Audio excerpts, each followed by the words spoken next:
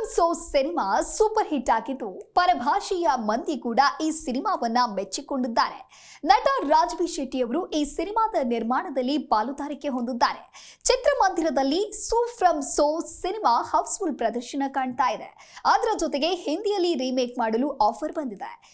From so ಸಿನಿಮಾಗೆ ಹಿಂದಿಯಿಂದ remake offer ಬಂದಿರುವ ಹಿನ್ನೆಲೆ ಹಿಂದಿ ಭಾಷೆಯಲ್ಲಿ ಈ ಸಿನಿಮಾ ಹೇಗೆ ಮೂಡಿ ಬರಬಹುದು ಎನ್ನುವ ಕುತೂಹಲ ಎಲ್ಲರಿಗೂ ಇದೆ.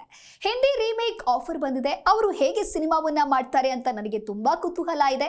ಇದು ಯಾವಾಗಲೂ ಕಲಿಕೆಯ ಪ್ರಕ್ರಿಯೆ. ಒಂದು ಪ್ರದೇಶದಲ್ಲಿ ಬೇರೂರಿರುವ ಕಥೆ ಇದು. ಅಂತಹ ಸಿನಿಮಾಗಳನ್ನೇ ನಾವು ಯಾವಾಗಲೂ ಮಾಡೋದು. ಯಾಕೆಂದ್ರೆ ಅದು ನಾವು ನೋಡಿರುವ ಜಗತ್ತು, ನಾವು ಬದುಕಿರುವ ಜಗತ್ತು. ನಮಗೆ ಆ ಕಥೆ ಸುಂದರ ಎನಿಸಿತು, ಪ್ರೇಕ್ಷಕರಿಗೂ ಹಾಗೆ ಅನಿಸಿತು. ರೀಮೇಕ್ ಮಾಡುವವರಿಗೆ ಇದು ತುಂಬಾ ದೊಡ್ಡ ಕಲಿಕೆ ಆಗತ್ತೆ ಎಂದಿದ್ದಾರೆ ರಾಜ್ಬಿ ಶೆಟ್ಟಿ. ನಾವು ಸಿನಿಮಾ ಮಾಡ್ತೇವೆ, ಆದ್ರೆ ನಮಗೂ ಕೂಡ ಆ ಸಿನಿಮಾದ ಜೀವಾಳ ಎಲ್ಲಿದೆ ಅನ್ನೋದು ತಿಳಿಯುವುದಿಲ್ಲ. ಸಿನಿಮಾ ಪೂರ್ಣಗೊಂಡ ಬಳಿಕ ಅದರಲ್ಲಿ ಜೀವಾಳ ಎಲ್ಲಿದೆ ಅಂತ ತಿಳಿಯುತ್ತೇವೆ.